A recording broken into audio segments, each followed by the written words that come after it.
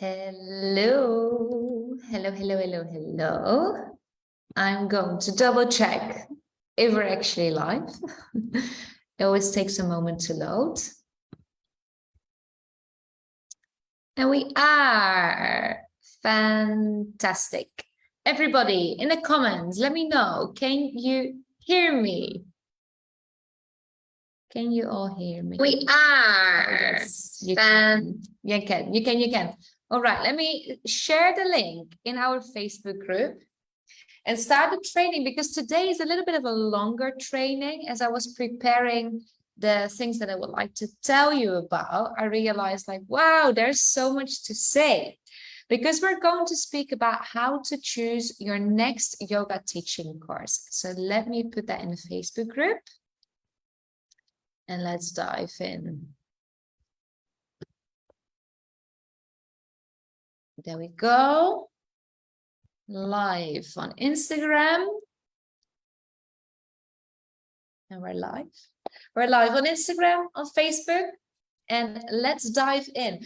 Before I start, actually, we have 2 more days until we start the International Yoga Teacher Summit. Actually, we're starting tomorrow, because tomorrow I'm opening the doors in our Facebook group. So to all the new people joining us. And we're kicking off with a training with Kelly from the Digital Yoga Academy. And we're going to speak about why your future as an international yoga teacher is online. So this is going to be the very first interview of the summit. I would absolutely love to see you there. It's at 12 p.m. CEST, so that's 12 p.m. European time, and it's in our Facebook group. So first of all, if you haven't already signed up for the summit, the link is in my bio, and let me put it here for you on Facebook too. Link is there. And then join the Facebook group, so the Teach Yoga and English support group. Join the online learning platform so that you can actually watch all the other interviews that we're going to release from the 19th to the 21st of August. And join the summit. Join the summit with us so that you can really build your international career as a yoga teacher. So let me see, that's actually coming through. All right, there we go. But today we're speaking about how to choose your next yoga course. And I'm going live to speak about this because people that are joining the International Yoga Teacher Summit, they have received an email. As soon as you register, I ask you to introduce yourself and ask any questions that you may have. One of the questions that I received the most from that email were, how do I choose my next yoga course? How do I choose that? Because I can understand that right now you're just out of yoga teacher training, or you are maybe looking at how to expand your career. Choosing your next yoga course can be very challenging because there's a lot available. But I want to help you gain clarity on this. And that's what we're doing here together in this training live. So let's start. So yoga teachers are very, very eager learners. And coming out of your yoga teacher training, you know that your yoga journey doesn't stop there. There's always more to learn. There's always more to discover, more knowledge to gain, and more to explore as well. So the yoga industry is booming and it's growing faster than ever before. And the variety and the options are countless. And with the growth of yoga in these past years, I think it can be really beneficial, very helpful for you to get some guidance on choosing your continuing education in the way that best suits you. Because you're not the only one. You're not the only one if you enroll in course after course and then you're always looking for new programs and ways to upskill your expertise. But how do you really choose your next yoga teacher course? And in this training, I'm going to take you through 5 questions that you can ask yourself to make that decision with intention, so that you start with the right attitude and feel completely fulfilled and confident and capable when you finish it or when you complete it. So let's have a look a little at the reason why. As a yoga teacher, you know all about intention setting, how important it is to do things with a purpose, with an aim or an objective in mind. But this also counts for the continuation of your education. That rhymes, the continuation of your education. So you may be interested in different things and you want to gain a little knowledge about all things yoga, and there's nothing wrong with that. However, courses are an investment. It's an exchange of your time, of your money, and your energy. And all of those things come and go, your time, money, and energy, that you spend it and you receive it. But the time that you do this in this particular moment, this present moment, you can spend it only once. So for that reason, I believe that your reason why, the reason why you're signing up for a course is something that you should be really clear on. Now, a common mistake that I see teachers make is the reason why they sign up for a course is to just get another certificate. But when doing a course for the sake of learning or for the sake of extra qualifications could eventually make you feel very overwhelmed with information. And it could make you feel as if you actually don't know what you're doing, what you're capable of, and unconfident in your skills and your knowledge. There's no clear path, there's no progress to track, and you don't have a real purpose or goal that you're working towards.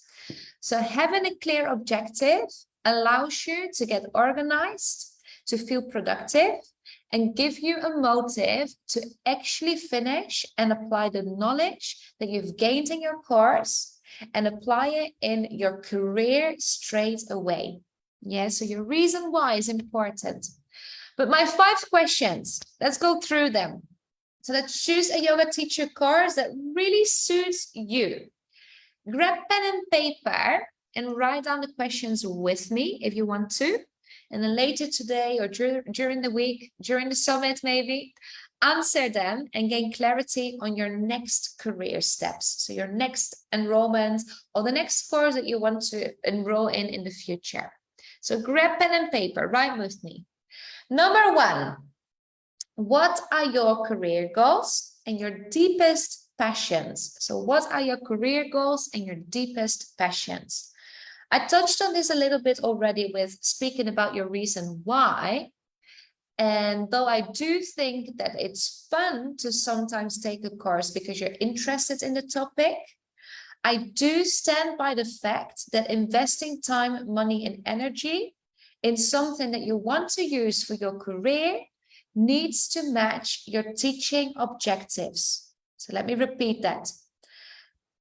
If you are spending time, money, and energy in something that you want to use for your career, it needs to match your teaching objectives. Yeah. So it's important to brainstorm your career. What are your goals? What are your career goals? What do you feel most passionate about? Who do you want to serve? And what do you want to teach them? And what skills and knowledge do you need to upgrade to do this with confidence and feel effective at doing it? So what are your career goals? What do you feel most passionate about? Who do you want to serve? What do you want to teach them? And what skills and knowledge need an upgrade to do this feeling most confident and effective at it?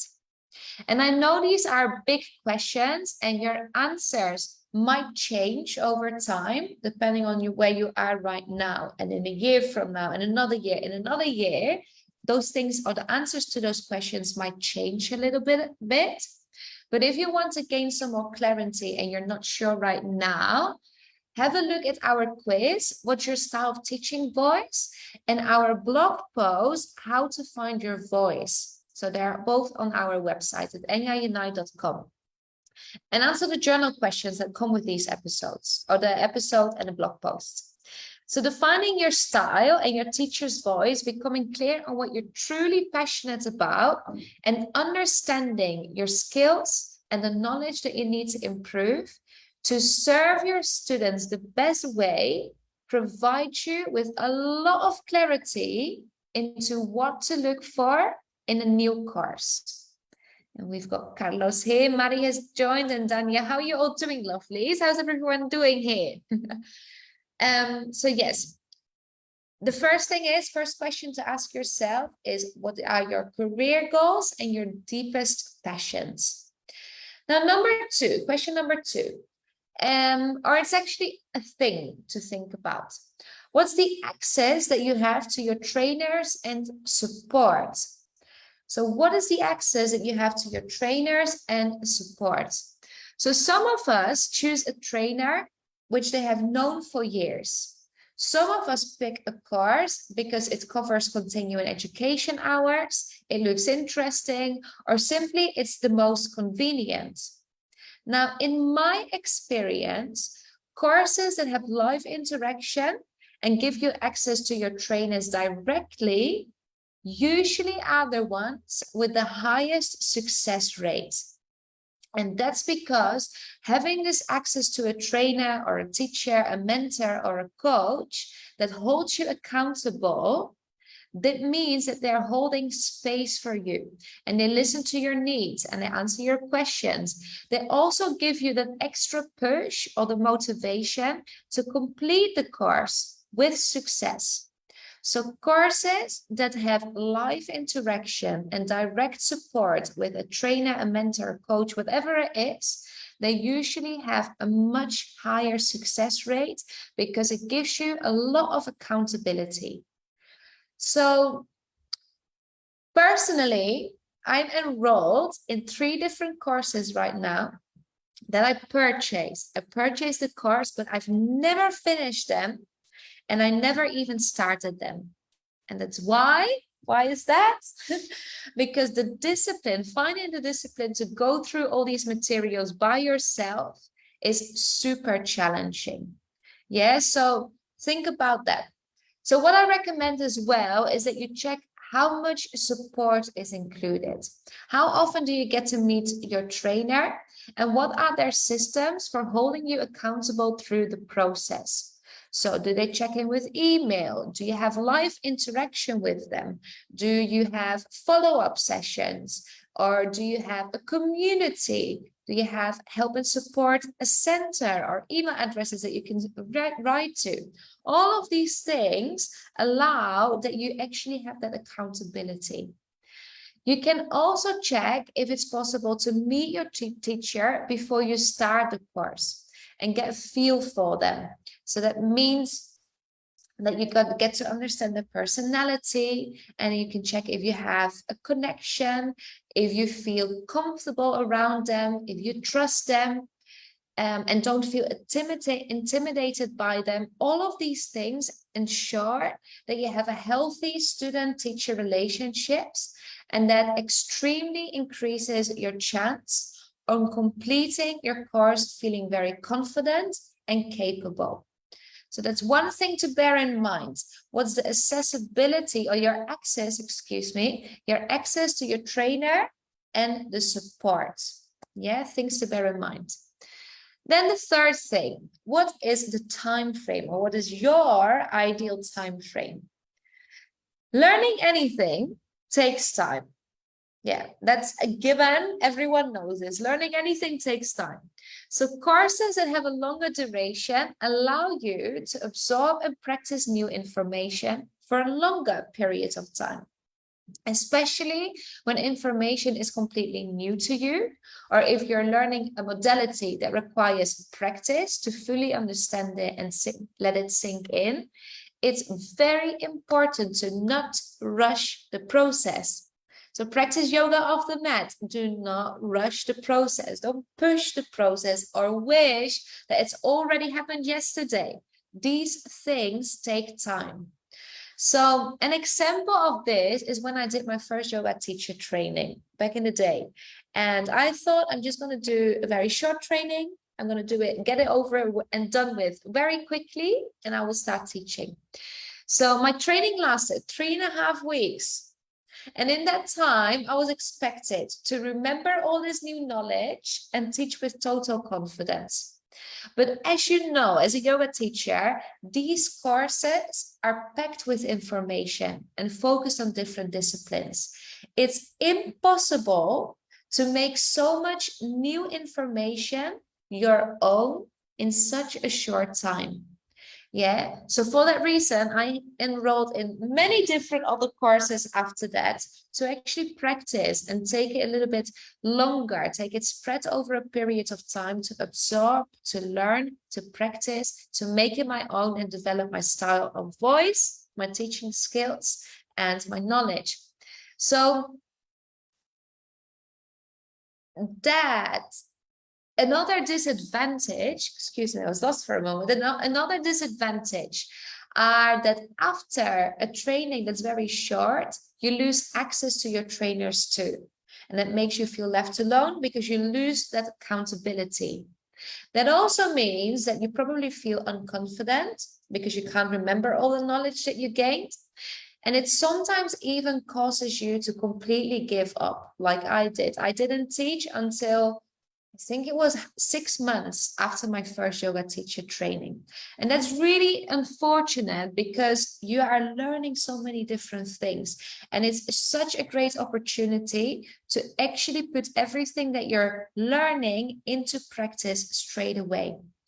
So depending on what you're looking to learn or improve, I usually recommend that you equip yourself with that the course that you're going to enroll on equips you with enough practicing opportunities to truly embody your new knowledge. And also think of your learning style and your past learning experiences. Be honest with yourself. How long does it really take to absorb this new information and really feel confident using it? And be patient again. Be patient with the learning process because fast really isn't better. Yeah. So that's point number 3.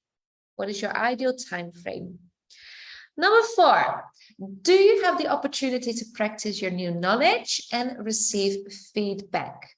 So I already spoke a little bit about this in the last point.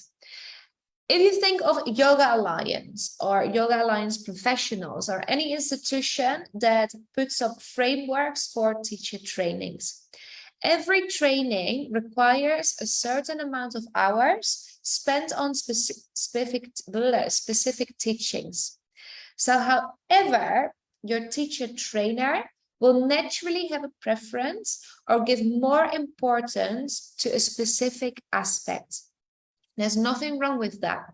But I believe it's extremely important that you get the opportunity to practice what you learn and to receive feedback.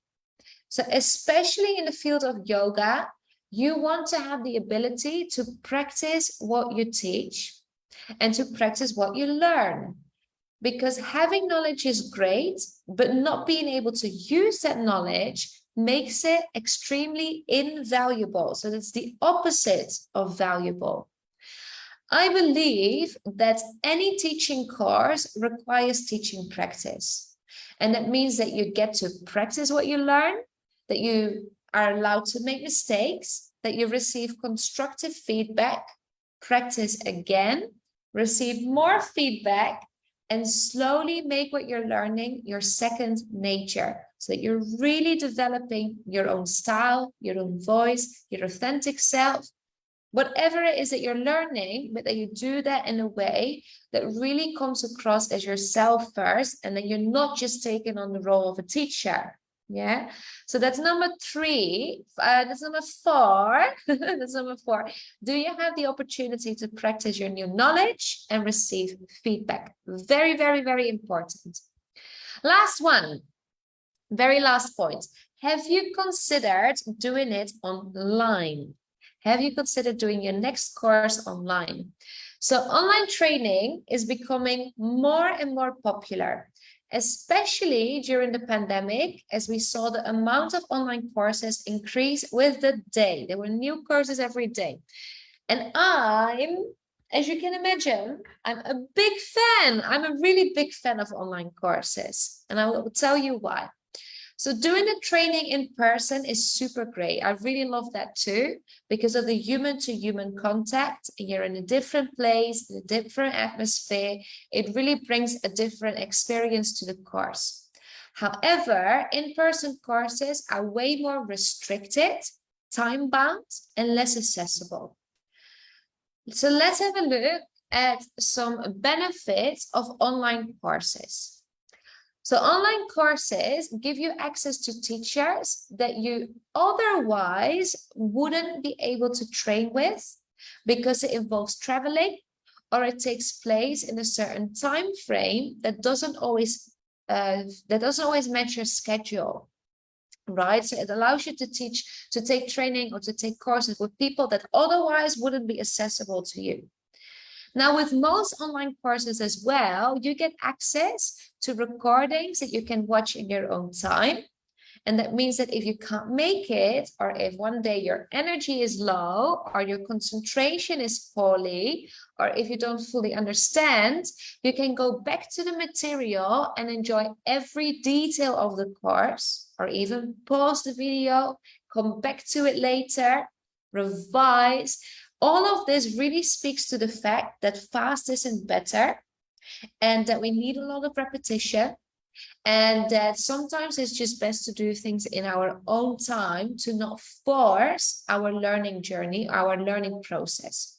So it gives you the opportunity to fully understand, embody, and apply your new knowledge in real life. Yeah, so that's another benefit. Another benefit of online courses is that in group programs, for example, group programs introduce you to an international community, especially if your goal is to teach while traveling or start an online career, host retreats, or any other type of international perspective.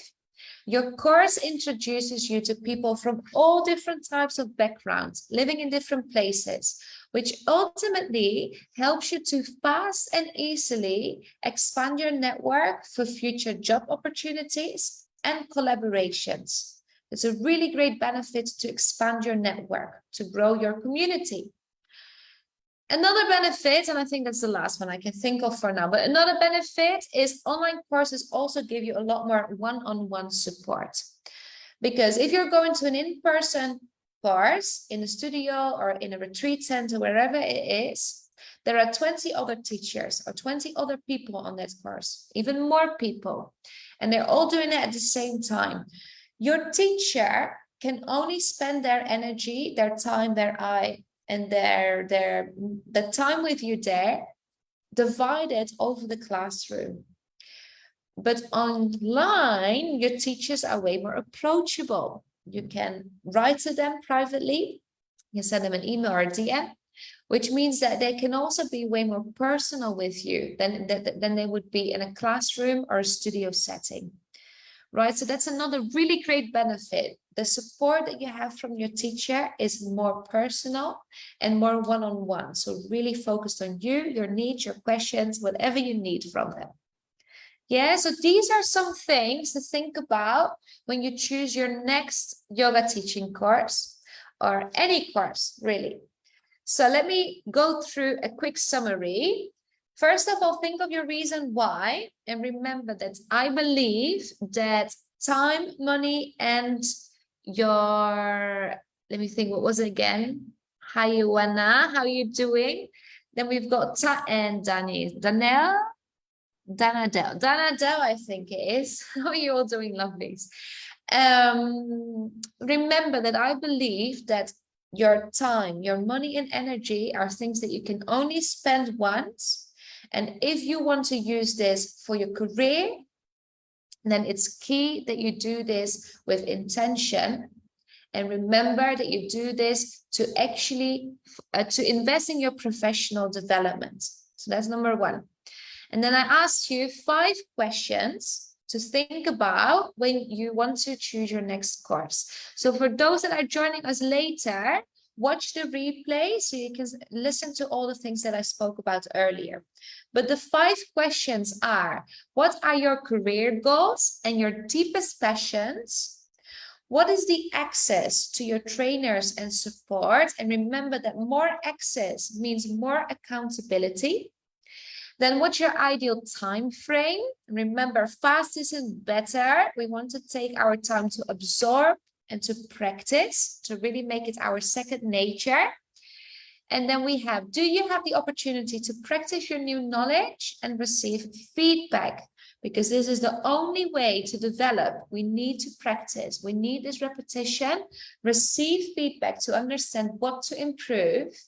And from there, actually embody and develop our authentic self. And then have you considered doing it online? Have you considered doing it online? And I gave you 4 or 5 benefits of online courses. To summarize, is that you have access to different teachers that you otherwise wouldn't be able to train with, that you have access to recordings that you can revise and watch when it best suits you, that you will be introduced to an international community, you can expand your network, and there's a lot more one-on-one support because you have direct private access to your trainer as well. So this is a very quick summary. For those that are watching, do you have any questions? Any questions about the topics of today? The topic of today, how to choose your own or your next international course. Hi, Tikaram, how are you doing? Nice to see you. Let me see. I'm going to reload the video on Facebook and see if we've got comments there. Any questions, darling friends? I'm going to give you a moment to write them down.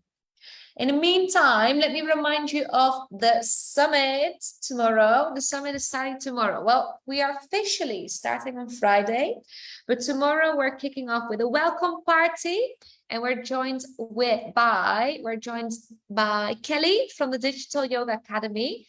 And we will be live in our Facebook group at 12 p.m. CEST, Central European Time, to speak about why the future of yoga as an international yoga teacher is online. So your future as an international yoga teacher, why it's online.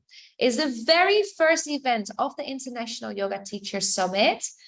If you haven't signed up, go to the link in my bio, sign up on Facebook in the comments, and join the Facebook group, the Teach Yoga and English Support Group on Facebook, and our online learning platform to watch all the interviews, all the expert interviews with the 23 other people that are joining us. So we're joined by a lot of different teachers and business coaches, by yoga organizations that all do something very meaningful in the world of international yoga. And I think for you, it's a really, really great opportunity to learn, to orientate yourself, and to carve out a path for your own international career. All right. Throughout the summit, I will be doing live training with you too, for 3 days, on Friday, Saturday, and Sunday. The first day, we're going to work on your mindset, the mindset of an international yoga teacher. The second day, we're going to carve out a path of your ideal international teaching career. And the last day, I'm going to take you through 6 steps to actually achieve an international career. So the 6 steps to take into account. So that's at the weekend. If you haven't signed up, go to the link in my bio. I don't see any questions about today's topic, so I assume that everything is clear. If you have questions later on, write them to me, write me a message on Instagram, or send me an email at annie@engaunite.com. I hope to see all of you tomorrow for the kickoff, the welcome party of the summit, and wishing you a very lovely rest of your day. Sending you lots of love.